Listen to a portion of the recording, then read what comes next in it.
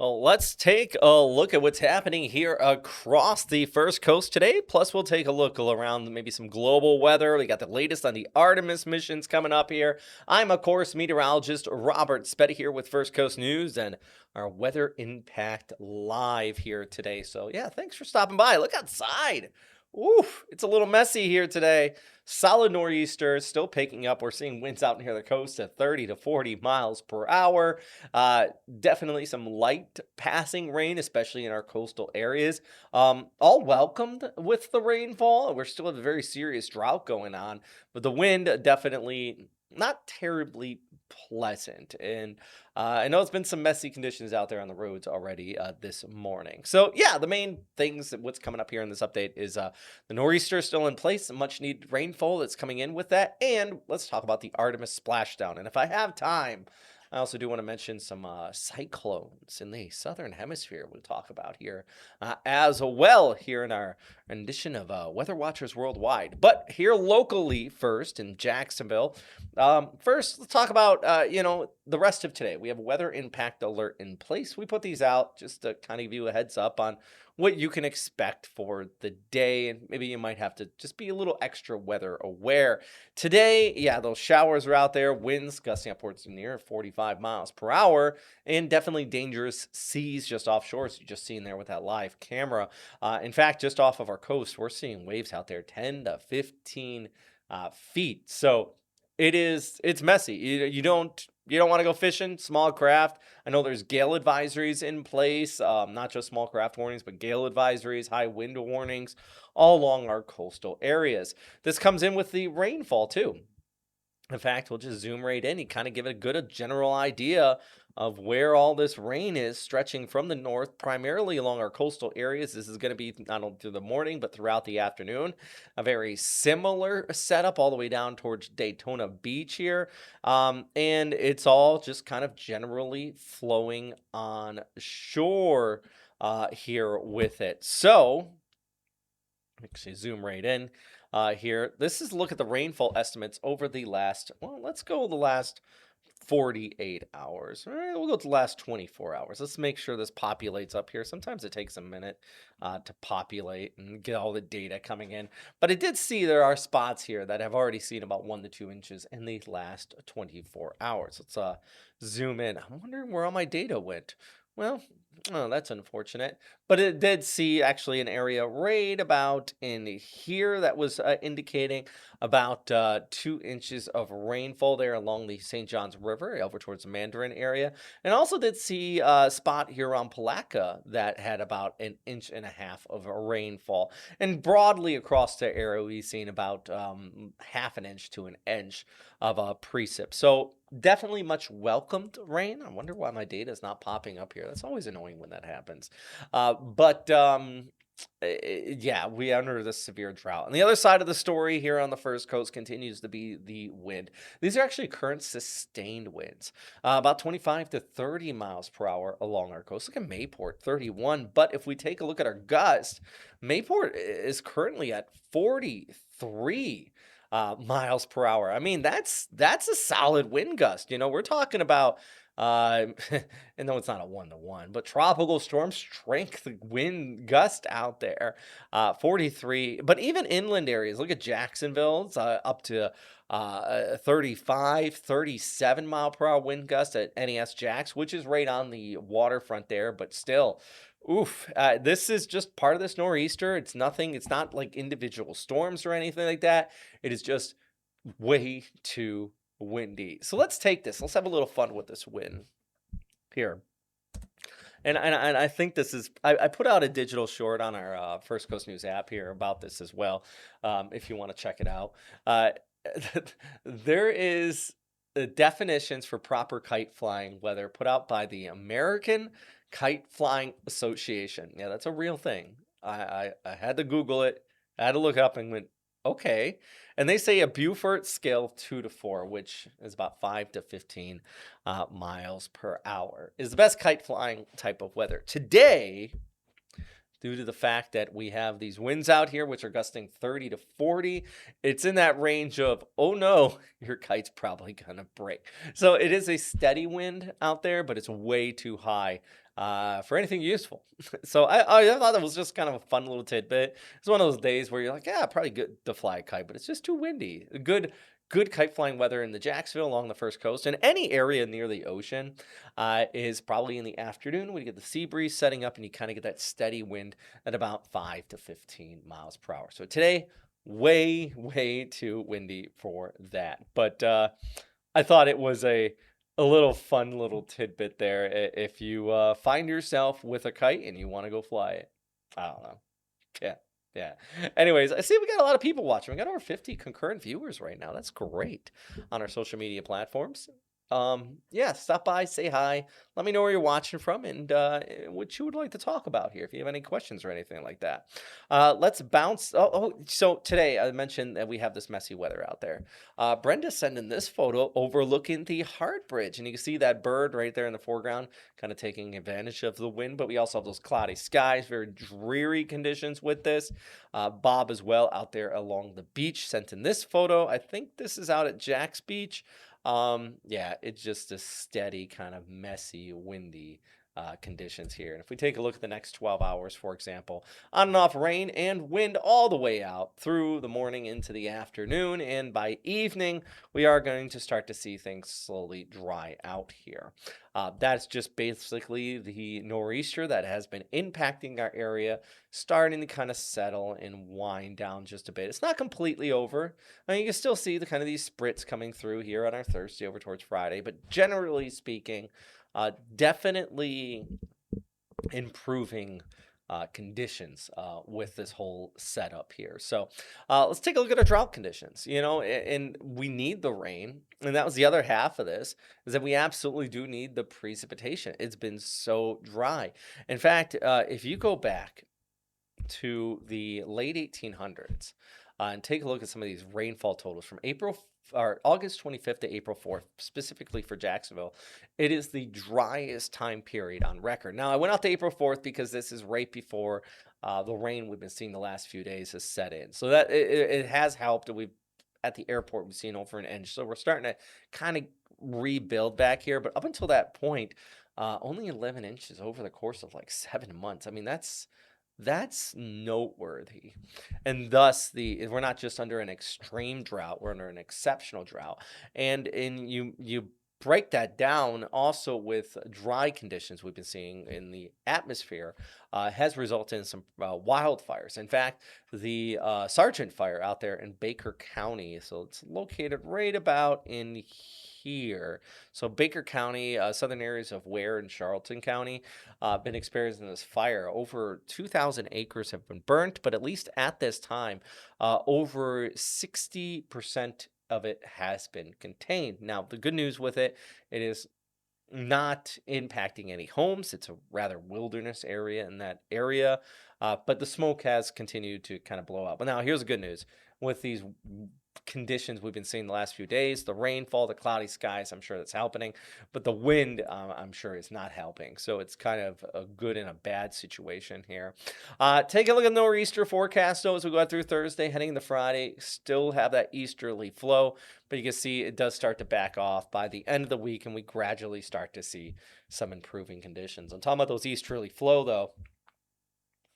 It's a lot about the wind here, which, as I mentioned, is not only along the coast, but just offshore. Those winds are creating some very dangerous waves, 10 to 15 feet high out there.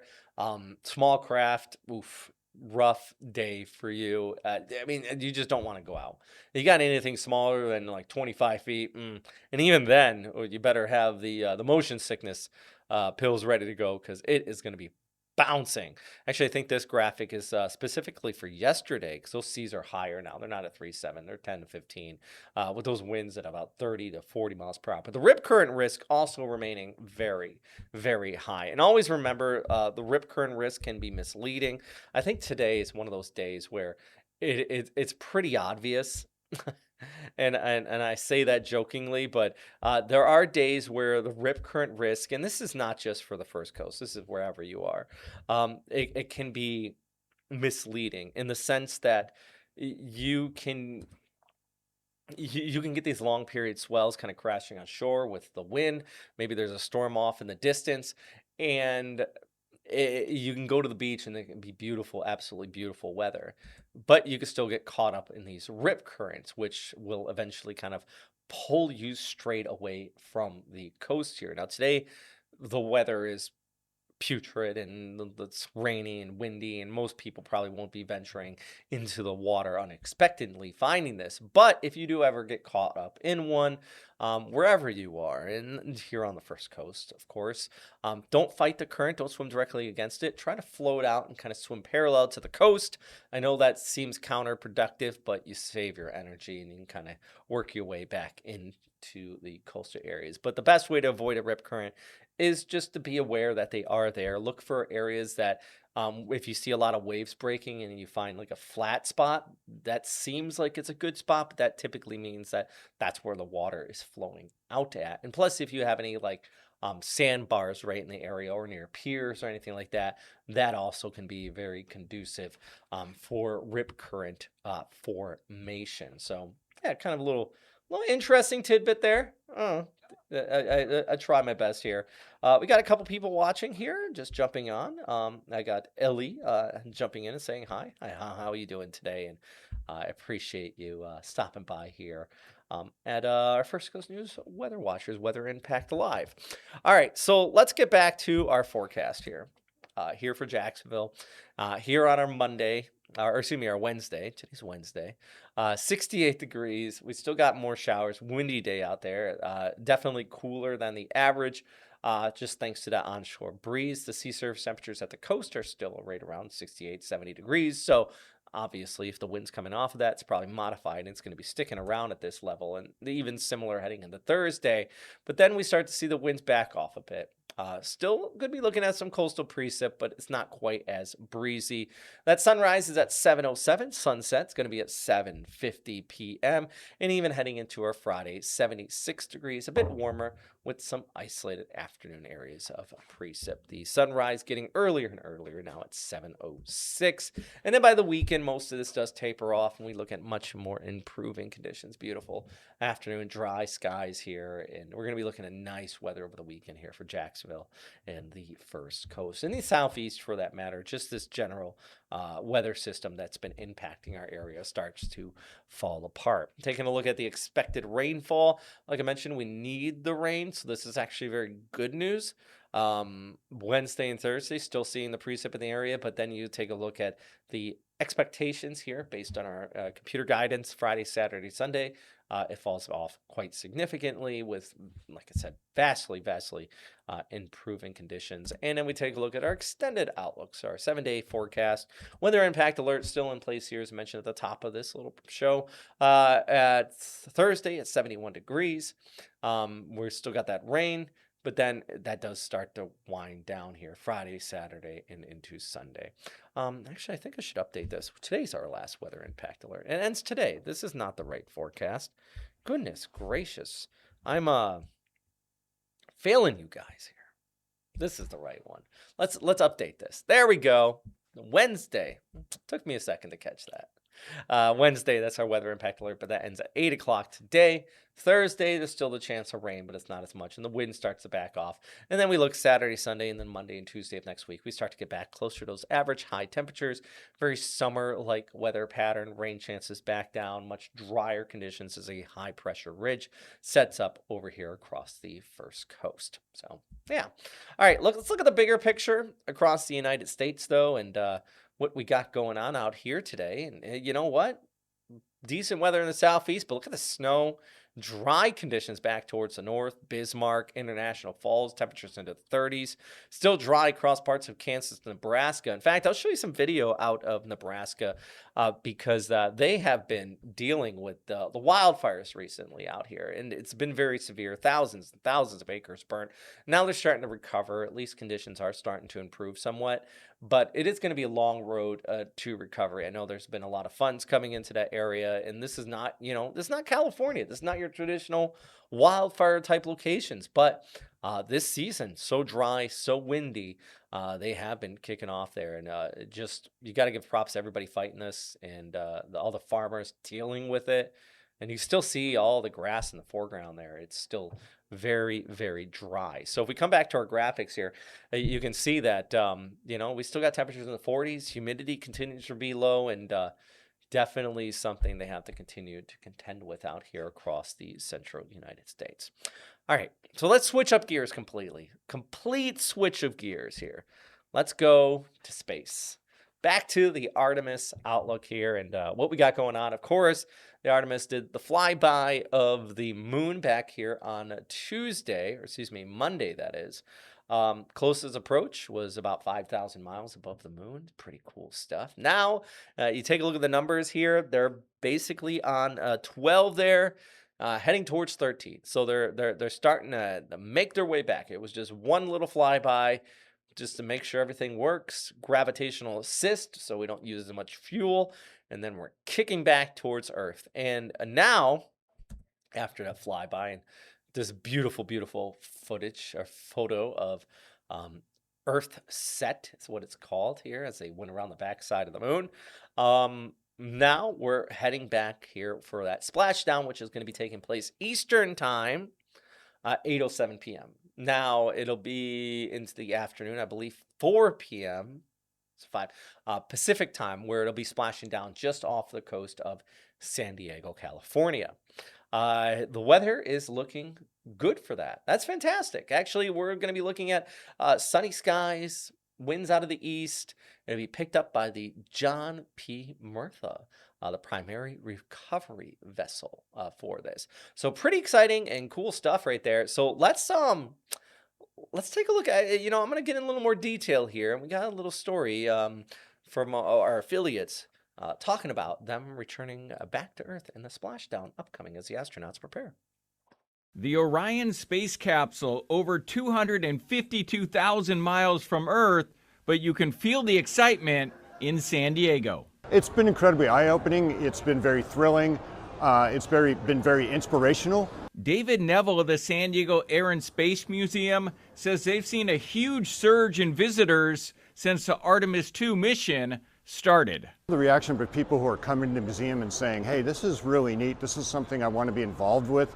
This is really kind of the future, and it's happening right now. Carly Andrew and her daughter Charlotte have had their space senses raised by the Artemis mission. Charlotte isn't big enough to have an imprint in space just yet, but maybe someday. I love space. This is what the astronauts ride in when they're on the moon. This has just been a phenomenal week. UCSD professor John Kazmatic is the director of the NASA California Space Grant Program. He says this mission is creating a connection between his students and their elders. Their parents or their grandparents would have all of this knowledge and all this excitement of sitting in front of a black and white TV many years ago in the 70s. Now you've got all of this validation, all of this stuff underway and going on. So it's excitement across the generations. Another reason for all the local excitement is the San Diego-based finish of the mission. San Diego's the best place in the world to land. It also puts San Diego in the spotlight, the worldwide spotlight. They're going to be seeing when these guys, come back through the atmosphere. You see those parachutes, and then they fly right off the coast of San Diego with the U.S. Navy and people who woke up that morning in their beds in San Diego who are going to collect these, the astronauts.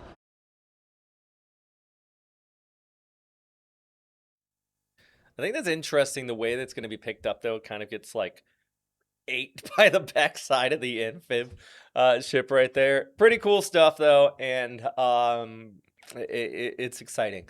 Water temps off the coast, though, not tropical. I'll tell you that. So hopefully they don't get into any of that water, and they're already going to be struggling being in 0G, and then they get back to Earth gravity. But it's very exciting, very, very exciting stuff. We're going to be here. We'll be streaming it for you as that splashdown takes place here on Friday night. All right. Let's talk about the tropics. That's what I got up here on the screen. I got about 5 more minutes here. I got stuff to talk about. Outside of the Atlantic, there's nothing happening here in the Atlantic, okay? I got you. But we do have 2 storm systems out here. We got Vaianu, which, starting to weaken out. It's located towards south of Fiji. Then we have another one right here. This is Mila, located In the Solomon Sea, this thing has been sitting in the same exact spot for a week. That's not even hyperbole. That's not a joke. It really has been sitting right here. You got to feel for some of these islands out there. The crazy warm sea surface temperatures, keeping it just looking dangerous. And it has not moved. Absolutely incredible. North of the equator, we also have our newest tropical depression. It's not named yet. It's right around Chuuk, southeast of Guam. Um, Probably going to get the name Sinlaku probably later today. I just seen Japan Meteorological Agency actually upgrading it to a tropical depression. They don't name them until they're a tropical storm. So, yeah, if this does form up, I do want to really point this out, and this is interesting for our friends here in the United States. Let's say this forms up and it's expected to drift towards the north and west. You know what these islands are right here? That is Guam and the Mariana Islands, which is part of the United States. So if this forms up, which is expected to, and it becomes a tropical storm, and tropical storm warnings are issued by the National Weather Service, of the United States, that would be the first tropical warnings in the United States for the 2026 tropical season. Kind of a little fun fact right there for you. So it's not in the Atlantic, not the Eastern Pacific, but maybe Guam and the Mariana Islands under the equivalent of a hurricane warning, maybe a typhoon warning, as go ahead through the end of the week into the weekend. So yeah, interesting stuff right there. That is something I'm going to continue to come back to, and I'll continue to follow along here with you. But let's talk about, the other storm systems out here, because, this is the ones that are currently being warned on, of course. And that is, at this time, our category. Let me have it load up here. The latest data for severe tropical cyclone Mila. Now, you might notice it says 120 mile per hour winds on it. That's because this is using the Australian scale, which is slightly different than the Saffir-Simpson scale. It's about the equivalent of a Cat 1. No, that's more than that. What am I talking about? I'm thinking of kilometers per hour. It's kind of the equivalent of a Cat 3. So not a Cat 4, but still a very potent, dangerous storm. And I didn't even fix this because look at all the dots right on top of each other. This is just that stagnant nature of this storm. Now, it is expected about 5 days from now to slowly drift towards the west across Papua New Guinea. But for the time being, it is sitting in the exact same spot, and it is going nowhere fast. I mean, just absolutely incredible just how much that is just sitting there stationary. Meanwhile, Vaianu is now continuing the drift towards the south. No real worries about that storm system outside of some messy weather out there in New Zealand. So we got 3 storm systems here in the tropics currently. And actually, there's another one out in the Indian Ocean. So 4. We still got 54 days till the start of the Atlantic hurricane season. I know the Atlantic hurricane season outlook from the Colorado State University is expected to be put out there this weekend, probably maybe Friday. So yeah, so that's something to look forward to. But in other areas of the world, we still got other things, of course, happening here as well. So yeah, that's a look at what's happening out there today in the tropics with Artemis, as well as our local weather here on the First Coast. And it's 30 minutes of me talking, and I hope you enjoyed it. Thanks for stopping by. I see we actually got some pretty decent viewers on our social media, number of viewers on our socials. So that's fantastic. I'm happy you're all interested in weather just as much as I am. So appreciate you. We'll be back, though, at 4:30 p.m. with Weather Impact Live, a little kind of closer look what's happening out here across the First Coast. And, of course, don't forget to always stream us on FCN Plus during GMJ 5, 6, 7, and 11 here in the evening. I'm Meteorologist Robert Speta, and yeah, thanks for stopping by.